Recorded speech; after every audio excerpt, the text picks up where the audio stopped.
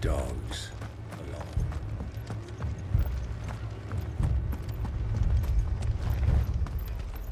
What are you after?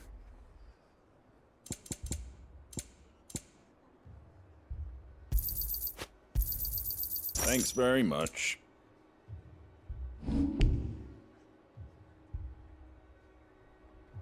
Fare thee well.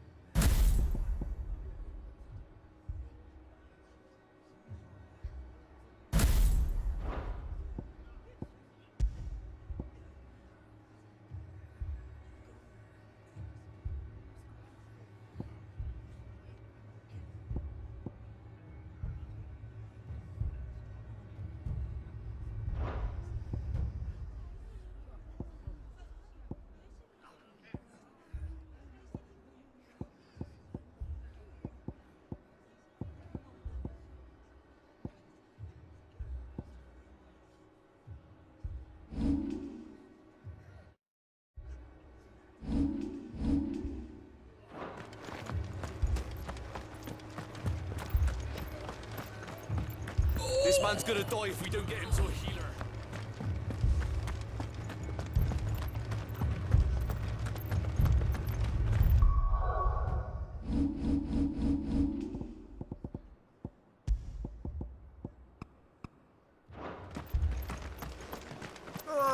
Just patch me up as quick.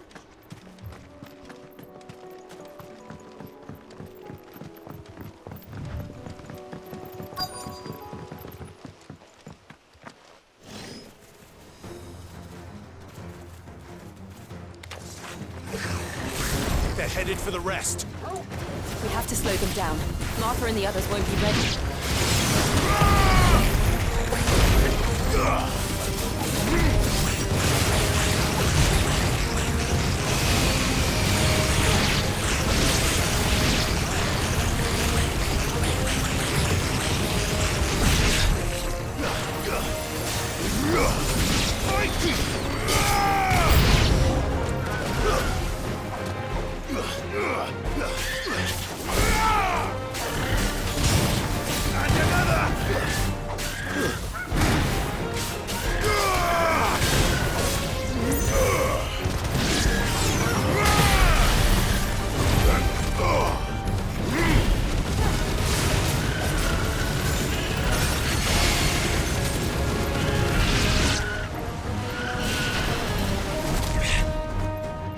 Soil and stone!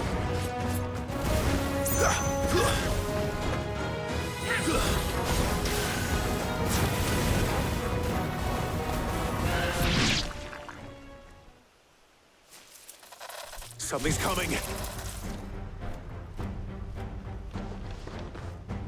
Apologies, my lord. Did I miss anything? Only the first round, so wait. Shall we?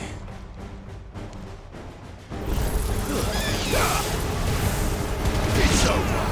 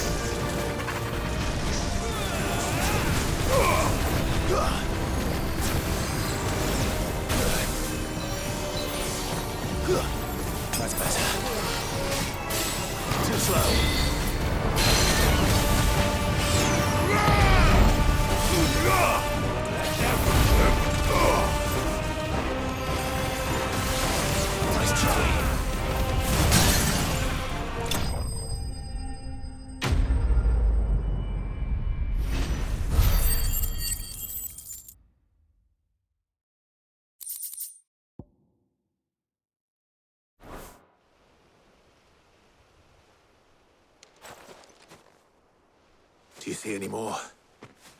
No. I think that was the last of them. But it won't be long before the next lot arrive. Then we make for Martha's while we can.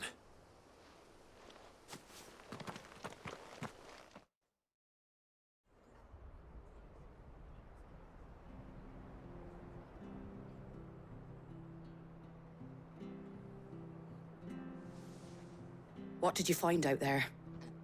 The same as Sir Wade. Scores of Akashic. Well, wherever they came from, they're gone now. Our lookouts say the lowlands are clear. Hopefully we'll have enough time to lick our wounds. How many of your men were injured? Well, a damn sight less than if you hadn't turned up. Thank you. It was a hard-fought victory. But as long as the skies remain dark, I fear the Akashic's numbers are only going to rise. It's not a matter of if the Horde will be back, but when. And whether that's sooner or later, we'll need to be ready. The inn here affords a good view of the land, and is easily defendable. I'd like to make this one of our outposts. What do you say, Martha? You'd have more men to guard the rest. Well, when you put it like that, of course they can stay.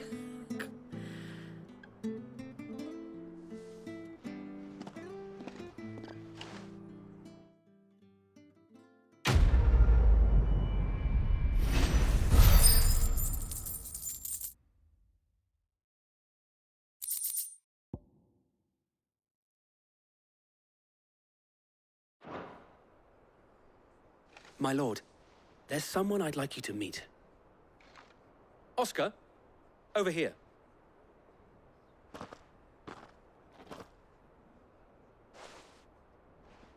It is an honor to make your acquaintance, Lord Rosfield. I am Oscar. Oscar of House Murdoch. Murdoch? I wasn't aware the Lord Commander had children. Oh, he didn't. But his brother, my father, did. I am Sir Rodney's nephew. Well, go on, then. It's not for me to ask him. Yes, Sir Wade.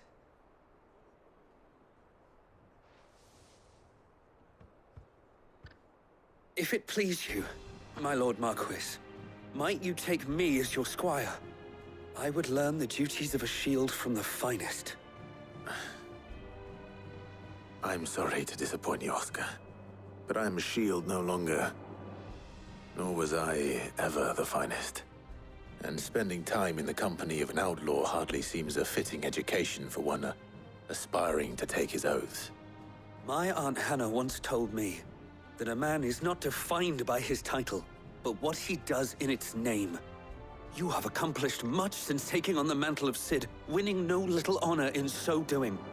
And I would sooner serve under an honorable outlaw than an unworthy shield. Not that Sir Wade and the other Guardians are... I mean to say that, they're... It's all right. We know what you mean. There is only so much the boy can learn from me, my lord. But a squire? Would that really be so bad? You were a squire once. And I'm certain Sir Rodney would approve.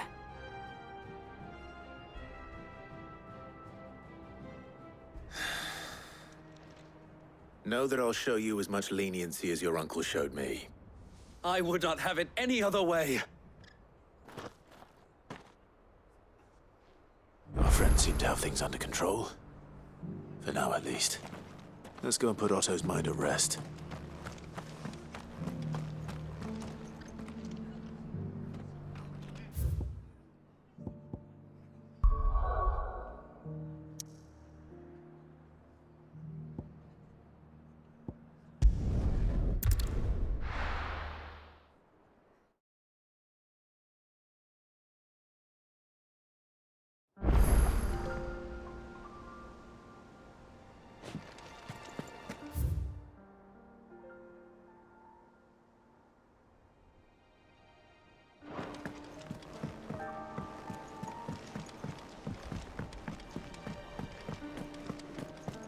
Seems the hideaway is lost.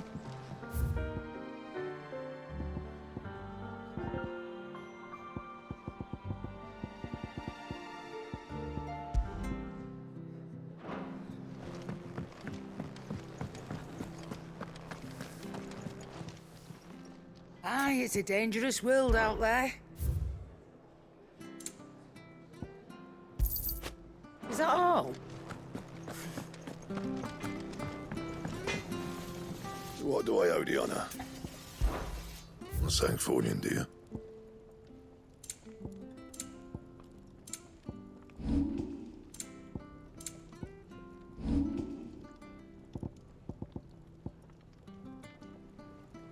And?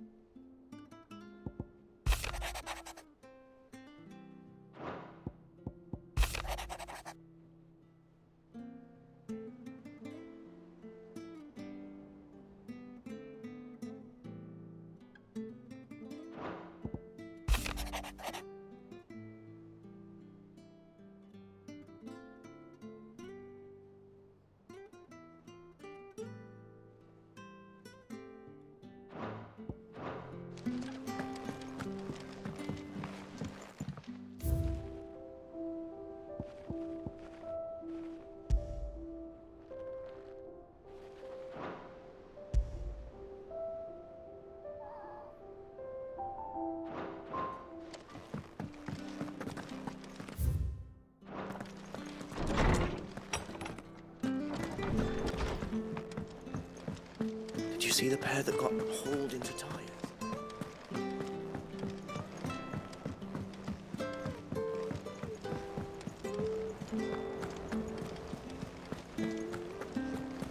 Did you see that?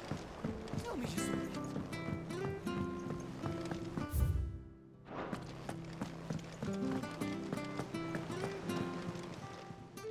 How may I help you today, Clive?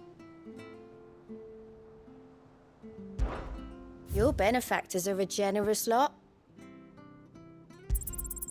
Here you are.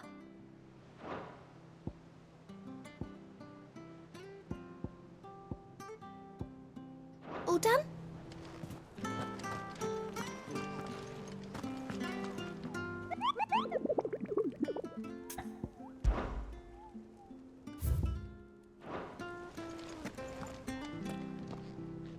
Was wondering when you turn up. Had owls from all our friends thanking you for your timely intervention. How is it you always manage to arrive at just the right moment? Luck, I suppose. Any word on the rest of the realm? Let's see. Storm's still crying out for mother crystals. The nations are still in chaos. And the skies are still the colour of a kick in the kidneys 2 days on. So... Right. Clive, we knew this was going to happen. Well, not the bleeding skies part, but you take my point. Now's not the time to second-guess yourself. Now's the time to visit the infirmary. Tyre says your brother's awake. Thank you, Otto.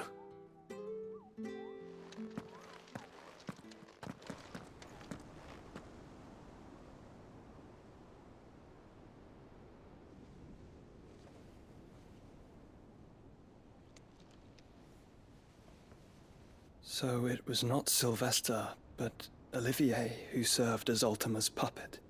And when Dion learned of this, he sought to slay the fiend.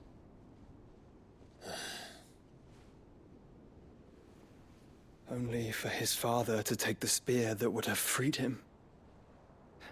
Enough to drive a man to madness. Small wonder he hasn't stirred. I would be afraid to wake. Had I but reached out to him sooner, warned him of the threat Ultima posed. But now, both an empire and her prince lie broken. Joshua, what do you know of Ultima?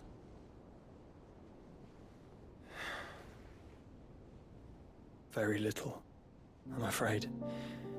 Despite my best efforts.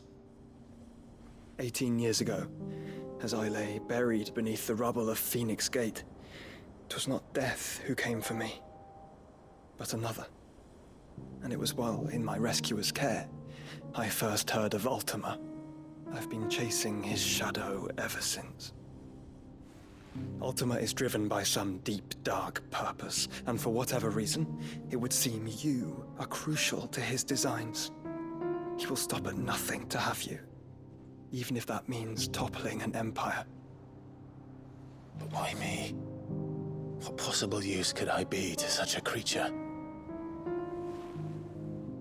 That is one of many answers that have eluded me. Yet, I am certain of this. It is not mere chance. You were chosen for a reason. All dominants carry within them the might of an Eikon. Nigh limitless power that is at once acutely limited. I wield fire, and only fire. And I only ice. 8 wardens for 8 elements. But you, Clive. You are different. You're special. Your abilities begin with the flames of Ifrit. But they do not end there. The fact Ifrit can even exist goes against everything we thought we knew of dominance. Perhaps Ultima has been waiting for one such as you, whose potential is truly limitless. I've encountered that thing several times now. If it or he, as you say, needs me, why hasn't he claimed me as he did the boy? Were I to hazard a guess, I'd say the two of you are somehow incompatible. His mind not properly attuned to your body. His mind? Mind, awareness, spirit, call it what you wish. But I believe Ultima to be an embodiment of the concept. This is why I struggle and fail to contain him here inside me. I'm sorry. Inside you? With every setting sun, I feel my strength wane. And though the Phoenix's flames mend the prison I have made for Ultima, they do so at a cost. We must find a means to bring an end to him before I meet my own. What were you thinking? It was that or let him take Clive. And I've always had a soft spot for my brother. But that doesn't mean you should sacrifice yourself to save me.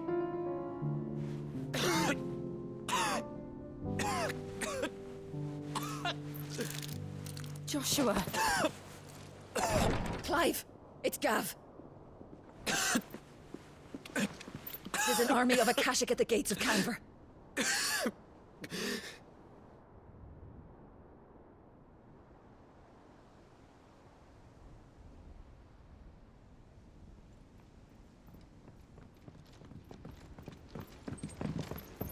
Well, what's the short of it? It's all Tyre told you. The capital of the Free Cities is under siege by an army of monstrosities. The city guard are doing their best to stem the tide, but numbers ain't on their side. What of Lord Byron and Mid? Were they able to escape? No, but they're all right for now. They're hiding with Gav at midship. We have to get them out of there. And we shall. Otto, prepare a Stolas. Tell Gav to stay exactly where he is. Understood. Vivian, what's the swiftest route to the Free Cities? That sounds like a question for the map. Look here. This road, through Tabor, should provide the least trouble. Good. What a coincidence. Tabor is exactly where I'm bound. Joshua, bed is where you should be bound. You don't think I told him the exact same thing? Were Tyre not such a talented healer, I would surely have been inclined to agree. But, thanks to her ministrations, I feel I may safely rejoin my attendant, who was to wait for me in Tabor if we became separated. All right, we travel together. Clive! If he stays close to me, he'll be fine. Thank you, brother. I'll look after him.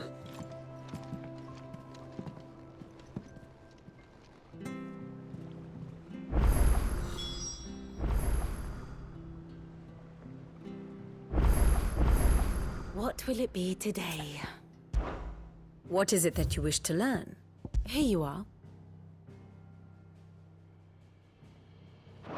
Thus ends today's lesson.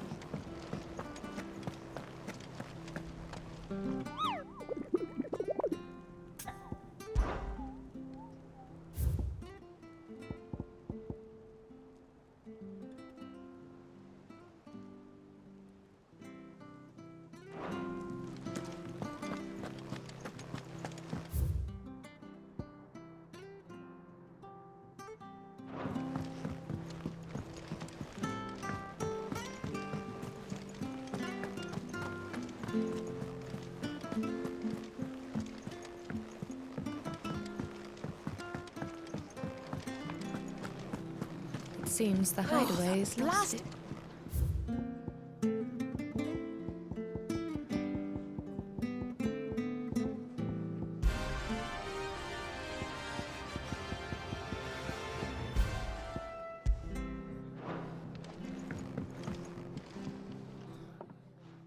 Here, you put me in this situation, Clive. You can bloody well get me out of it.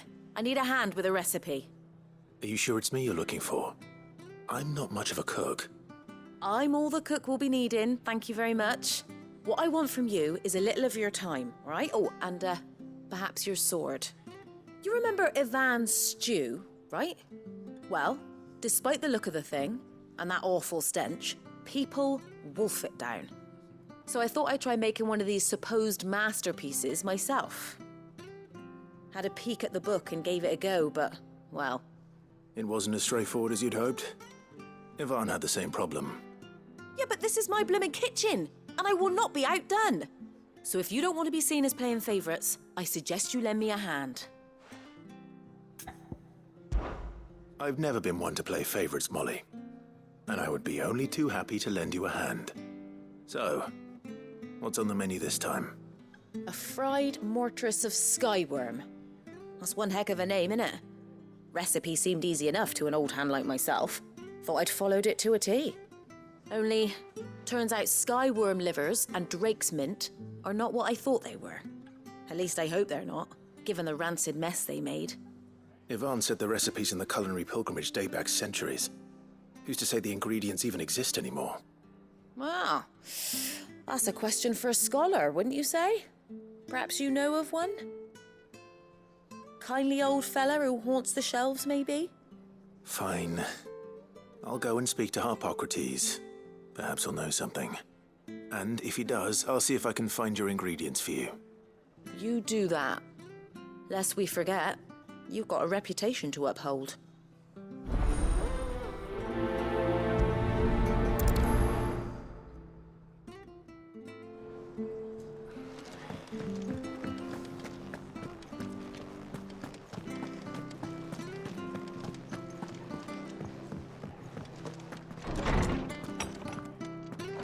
Is a storm coming soon? Lawsman Harpocrates. I've come to pick your brain if you don't mind. It's about the book you lent Ivan. Ah, Valisthea, A Culinary Pilgrimage, a classic. One of my favorites, in fact. The young man did a wonderful job with the Chance's stew.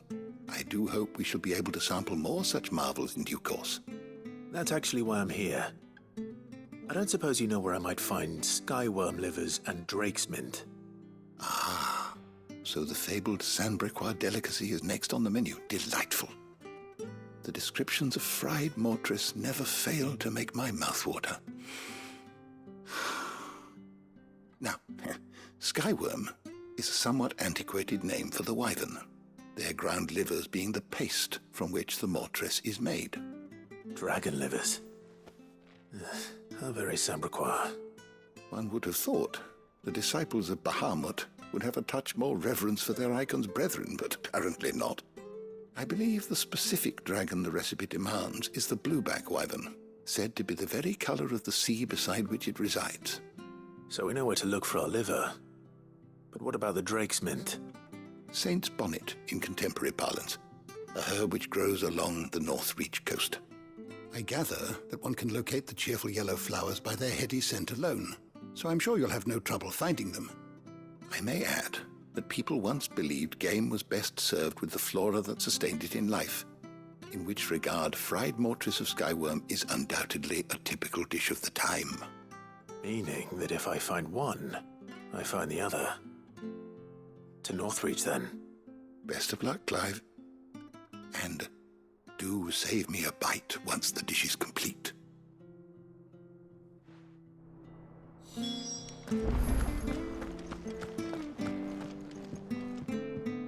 Sid, perhaps you can help me solve a mystery. I can certainly try. Who's gone missing this time? It's not who, but what. Mid's scales, the ones she made for her workshop. I borrowed them to teach the little ones about weight, and shortly after the lesson, well, they vanished. My first thought was that they'd taken them off somewhere to play, but when I asked, they swore they had nothing to do with their having disappeared. Which almost certainly means they had everything to do with it. Perhaps a visit from Sid will jog their memories. I think it just might. Thank you. I don't like to imagine that my pupils would lie to me. But if they have, I'll have no choice but to discipline them accordingly. They were in the atrium when I last saw them, as always.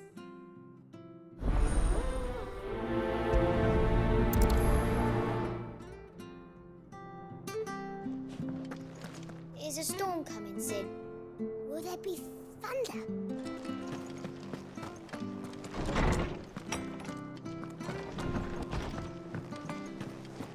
It seems the hideaway's lost its... Did you see the pair that got hauled into time?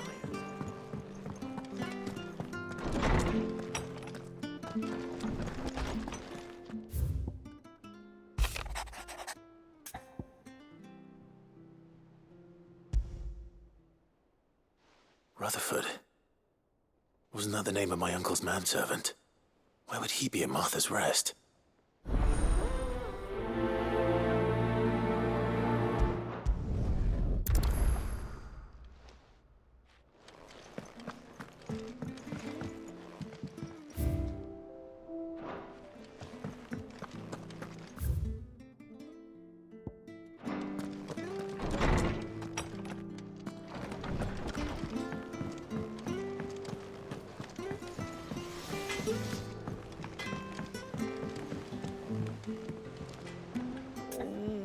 What am I gonna do? Is everything all right, Goots? You seem more discomposed than usual. Oh, I don't know what that means, but I'm in a bit of a muddle. Oh, I think Nan might be in trouble, and she's... It's all right. You can tell me.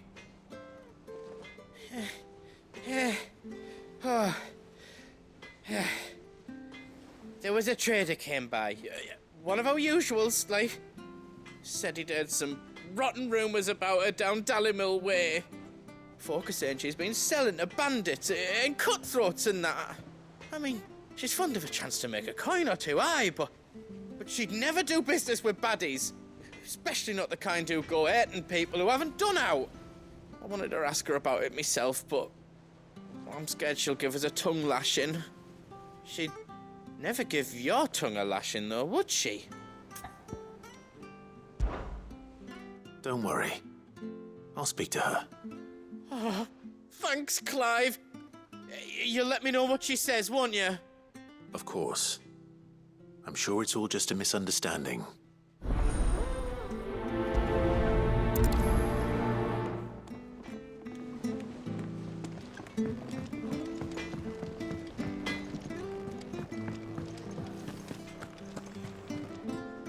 Lady Karen. How's business? Not nearly as foul as the weather. You're doing good trade, then? Both in and out of the hideaway? Can't complain. Wait. What exactly are you getting at? Not once in 5 long years do you pay my affairs half a care, but here you are today, raking me over the coals like a bloody popoto? Just asking. Out of interest. All right. I'm here because I was told that certain rumors have been circulating. About you selling weapons to brigands. Oh. Are you? And who was it who knows me so well as to tell tales of my evil exploits? I didn't exactly hear firsthand. All I know is that someone in Dalimil has been spreading word to that effect. And what? You believe it? You think I'm profiting off the blood of innocents, do you? Look, I've done things I'm not proud of.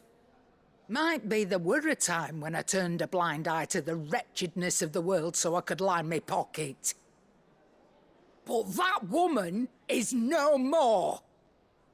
And you'd know that if you'd ever paid the slightest bit of notice. You're right, Lady Karen. I apologize. It was wrong of me to doubt you. No, it was. No. I reckon you've got better things to do than pointing your do-gooding finger at a poor old woman. Of course. Good day.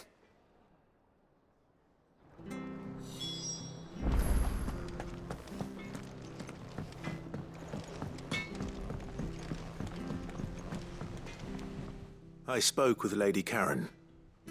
What did she say? That the rumors were unfounded, and that I was a fool for thinking they might hold any truth, along with some other things that made her feelings clear. And while it sounds like she may have done things she regretted in her past, she says those days are behind her. Oh, well, that's good. I knew Nan wasn't caught up in out bad. But why would people say she was? What did she ever do to them? It's not right. No, it's not. But people do things for all sorts of reasons. Perhaps we'll never know. Well, I'm going to find out. That trader, he said they were all talking about her in Dalimil. So that's where I'm going. I'll find someone who'll tell me, you'll see. Are you sure that's wise? Whoever's spreading these rumors means Karen ill. Oh, right. But that's why you'll be coming with me, isn't it, Clive? I suppose it is.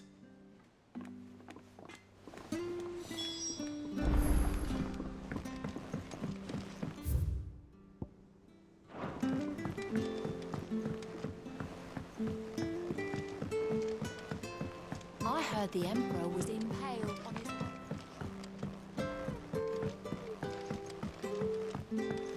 We're all gonna die! You hear me? What do you reckon we should do?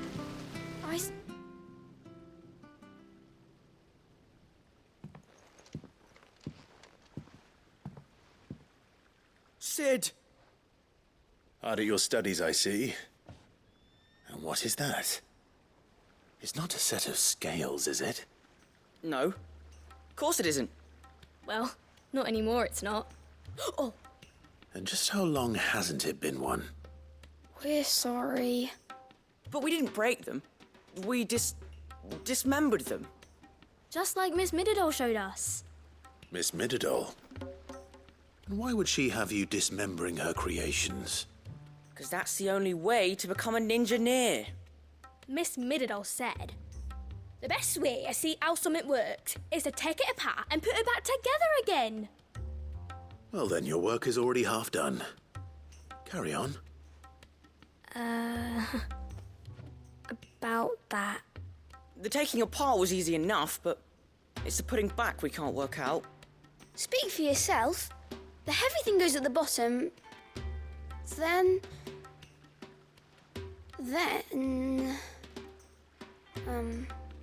You three need to learn to take responsibility for your actions. So let's have a look at these parts with fresh eyes, shall we?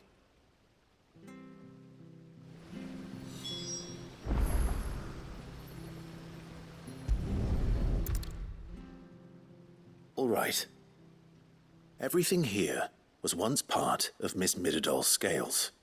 Every piece has its own role to play, and each is just as important as the others. If even one of them is missing, the scales won't work. So let's think about what those roles might be. You already know one of the pieces. The body. Its role is to support everything else. But what of the others?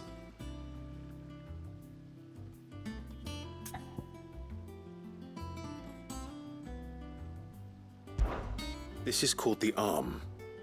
Why do you suppose that is? It doesn't look much like an arm. You're right. It looks more like a wing. Like a chocobo wing! You've ridden a chocobo before, haven't you, Sid? Will you teach me to ride one day? I'll think about it. Now, what do arms do? Hold things. So wait, maybe this arm holds things too? Good thinking. You're on the right track.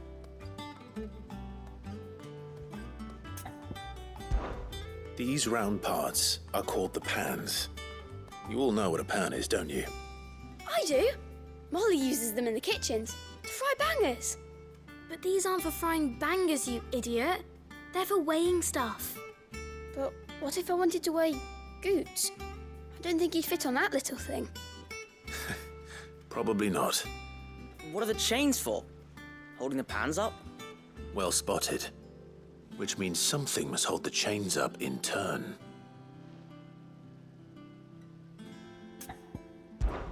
This tiny piece is what's called a cogwheel, or gear. Have you ever seen one before? I have. Miss Miradol's dungeon is full of them. Most are on the floor. She puts them in all her inventions. They spin round and round and round and round and... That's right. They're very useful when you want to make things move. Do you remember if there was anything on the scales that moved? I remember the arm moved when I tried weighing an apple. And then somebody ate it. Not my fault. You shouldn't have tried weighing it before lunch. You know what part's supposed to move and how it's supposed to move. So, let's put the pieces together first, see what doesn't move, and then stick the cogwheel to that. Not a bad idea. You see? It's not so difficult. So, now that we've taken stock of the parts and learned what they do, what do you think? I think we've got it. Then here's what we'll do. You tell me what goes where, and I'll put the scales together. Well, obviously you need to start with the body. All the other pieces fit onto it, don't they? And the arms go on the body, just like real arms. Or wings, if you're a chocobo. And then the arms hold the pans by the chains. Very good. Let's see if that works. There. All finished.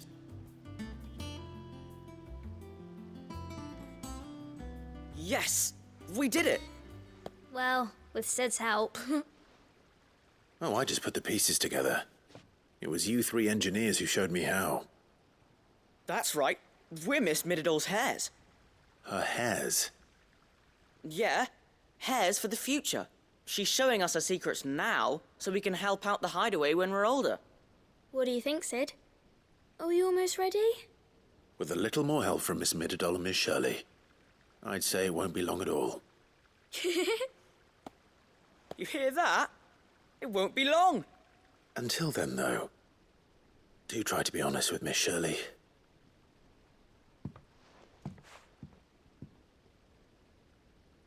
Hey, look! We never used the cogwheel. You don't think Sid forgot about it, do you?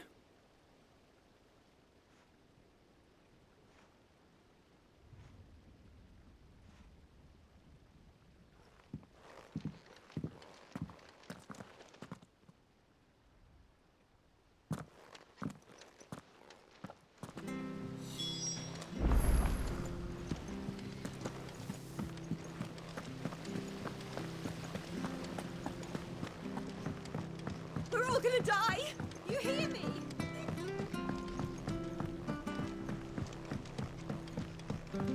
I heard the Emperor was impaled on his own.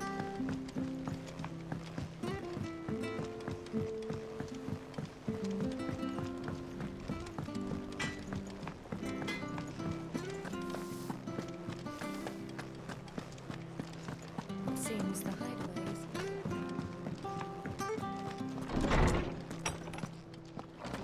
a storm coming, Sid. Will there... Well, did you solve the mystery? It was as you thought. The children had the scales, or the parts of them at least. They dismantled them to see how they worked. Oh, no, Mid will have my head. Thankfully she won't. This might even have been her idea. Although I was the one who ended up teaching the lesson. I'm so sorry, Sid. I know how busy you are. I shall see that the children are properly punished. Please, there's no need. Mid seems to have taken the three of them under her wing. She's even calling them her heirs. She'd have them follow in her footsteps. And her father's. I see. Sid, do you know why Mid has been spending so much time at the hideaway of late? She told me it was because her studies have been interrupted by events in Canva. Is that not true?